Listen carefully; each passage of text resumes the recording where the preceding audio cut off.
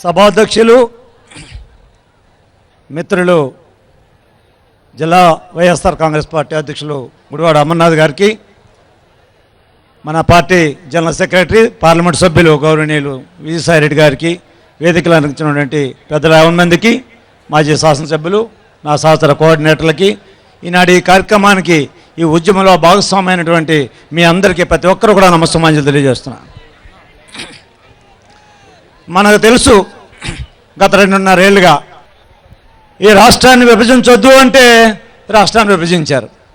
ఈ దేశంలో ఏ రాష్ట్రాన్ని విభజన కోరుకున్న వాళ్ళకే విభజన చేశారు. కానీ మాకు విభజన వద్దు బాబు, మేము కలిసి ఉంటామంటే మాకు విభజన చేశారు. విభజన చేసి ఆనాడు మీరు ఇచ్చిన హామీలు, మీరు చెప్పిన ఆశలు ఎట్లా అయినాయి? ఒక రాజధాని లేని రాష్ట్రాన్ని మాకిచ్చి, ఓ నిధులు లేని రాష్ట్రాన్ని మాకిచ్చి, అప్పులున్న రాష్ట్రాన్ని మాకిచ్చి, నిరుద్యోగం ఉన్నటువంటి రాష్ట్రాన్ని మాకిచ్చి, ఇటు ఆదాయం లేని వనరు లేని పరిస్థితి మీకు ఇచ్చి, కానీ గొప్పటి ఆశలు మాకు చూపించి అనేక చట్టం రూపంగా చూపించి ఆశ కల్పించారు. ఆనాడు మన అందరికీ తెలుసు, ఆనాడు అధికారంలో ఉన్న పార్టీలు కానీ, ఆనాడు ప్రతిపక్షంలో ఉన్న పార్టీలు కానీ ఏకోక్తులే కలిసిపోయి అందరూ కలిపి గొప్ప చట్టాన్ని రూపొందించారు. మనకి ఆ చట్టంలో చెప్పారు, ఆ చట్టంతో హక్కులన్నీ మీకు అమలు చేస్తామని, మేము అధికారంలో వస్తే అక్షరం తప్పకుండా ప్రతిదీ కూడా అమలు జరుగుతుందని, ఈ రాష్ట్రం దేశంలోనే గొప్ప రాష్ట్రం అయిపోద్దని మనకు చెప్పడం జరిగింది. మరి చంద్రబాబు నాయుడు గారిని చూస్తే 2014 ఎన్నికల ప్రణాళికలో సుమారు 306 హామీలు ఇచ్చాడు ఆయన. ఇంకా మన వైఎస్ఆర్ కాంగ్రెస్ పార్టీ మేము 100 ప్రశ్నలు వేసాం, కానీ ఇచ్చిన హామీలు చూస్తే 306, అందులో ఒక 3-4 తప్ప మిగతా ఏవి చంద్రబాబు నాయుడు కనపడలే.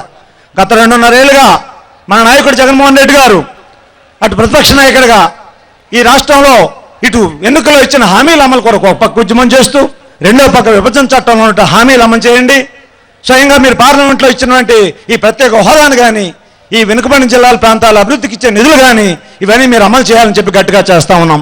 1-2 అనేక కార్యక్రమాలు ఈ మధ్య అయితే యువబేరు కానీ, ఈనాటి ఉద్యమ కార్యక్రమం కానీ అనేక రకాలుగా ప్రజలు చైతన్యపరుస్తూ ప్రతిపక్షం యొక్క పాత్ర పరిపూర్ణంగా ప్రజల తరఫున పోరాటం చేస్తున్నాడు. ఈ ప్రభుత్వాన్ని మరి గుంజితే తప్ప ఇవాళ రైతులు రుణమాఫీ గుర్తు రాలేదు. ఈ ప్రభుత్వాన్ని గుంజులు తీస్తుంటే తప్ప మహిళల తాలూకా డ్వాక్రా సంఘాలు రుణమాఫీలు గుర్తు రాలేదు. చంద్రబాబు నాయుడు గుర్తొచ్చేది ఎప్పుడు? ఈ హామీలన్నీ ఎన్నికలు వస్తేనే గుర్తొస్తున్నాయి. కేవలం విశాఖ మున్సిపల్ కార్పొరేషన్ ఎన్నికలు వస్తున్నాయి కాబట్టి ఇవాళ పొదుపు సంఘాలకు ఇవ్వాల్సినటువంటి నిధులు 2వ వాయిదా 3వ వాయిదా ఇచ్చే ఆలోచనకు వచ్చింది. లేకపోతే అవి కూడా గుర్తుండే పరిస్థితి లేదు. ఏ ఒక్క హామీలు గుర్తు లేదు. ఈ రాష్ట్ర అభివృద్ధి అనేది ఆయనకి లేదు. కేవలం ప్రతిదీ ప్రపంచంలో నెంబర్ 1 చేస్తానంటాడు.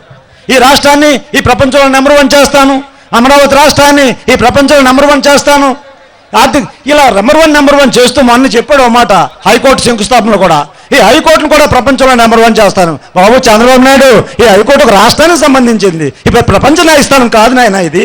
దీన్ని కూడా నువ్వు నెంబర్ 1 చేసి ప్రపంచంలో గొప్ప న్యాయస్థానం చేసే పరిస్థితి నీ చేతుల్లో లేదని విషయాన్ని నీకు తెలియపోవడం దురదృష్టం మాకు. ఈ దిశలో ప్రభావం పెడుతూ ఇవాళ విశాఖపట్నం చూస్తే బాధ కలుగుతుంది. ఓ పక్క పోర్టు పొల్యూషన్ మాకు, ఓ పక్క ఇటు పక్క మరి ఫిషింగ్ హార్బర్తాలుగా సదుపాయాలు కల్పించలేని పరిస్థితి, పర్యావరణం ఒక పక్క ఏదిస్తుంది మమ్మల్ని, ఉద్యోగ తుఫాన్లో నష్టపోయినాం. స్వయంగా ప్రధానమంత్రి 1000 కోట్లు ఇచ్చింది ఏమైపోయినాయి? ఈ రాష్ట్ర ప్రభుత్వం ఇచ్చిన సహాయ నిధులు ఏమైపోయినాయి? మా యంత్రాంగం, ఈ ప్రభుత్వ యంత్రాంగం 20,000 కోట్ల నష్టం జరిగిందని చెప్తే ఈనాటికి కూడా కేంద్ర రాష్ట్ర ప్రభుత్వాలు ఉద్యోగ తుఫాన్లో బలైపోయిన వాళ్ళకి ఇల్లు కట్టలేదు, ఉద్యోగ తుఫాన్లో నష్టపోయిన వాళ్ళకి ఎటువంటి సదుపాయం లేదు. ఈ విశాఖపట్నాన్ని ఈ విధంగా వెనుకబడి చేస్తూ దీని ఒక ఆర్థిక రాజధానిగా ఈ రాష్ట్రాలు చేస్తామని చెప్తున్నారే. ఎట్లా నువ్వు ఆర్థిక రాజధాని చేస్తావు? ఇవాళ రాజధాని చూస్తే అమరావతిలో పెట్టావు, హైకోర్టును చూస్తే అమరావతిలో పెట్టావు, ఆల్ ఇండియా మెడికల్ సైన్స్ చూస్తే అమరావతిలో పెట్టావు, ఇవాళ రిజర్వ్ బ్యాంక్ తాలూకా రీజనల్ ఆఫీస్ చూస్తే అమరావతిలో పెడతా ఉన్నావు. నువ్వు ఆర్థిక రాజధాని ఈ విశాఖపట్నం ఎలా చేయదలుచుకున్నావో ఒకసారి చెప్పు చంద్రబాబు నాయుడు గారు. ఎన్నాళ్ళు మోసం చేస్తావు నువ్వు ఈ విశాఖపట్నం కానీ, ఆంధ్రప్రదేశ్ ప్రధానికాన్ని కానీ? నువ్వు ఒకసారి 2014లో మోసం చేసావు తప్ప ఇంకా భవిష్యత్తులో నీకు మోసం చేసే అవకాశం ఈ ప్రజలు ఎవరు? నీ రంగంతా తెలిసిపోయింది. మరి ప్రత్యేక హోదా వచ్చినంత వరకు కూడా ఈ పోరాటం కొనసాగుతుందని చెప్పి ఈ సందర్భంగా మీ అందరికీ మనం చేస్తూ ధన్యవాదాలు తెలియజేస్తున్నాను. Thank you.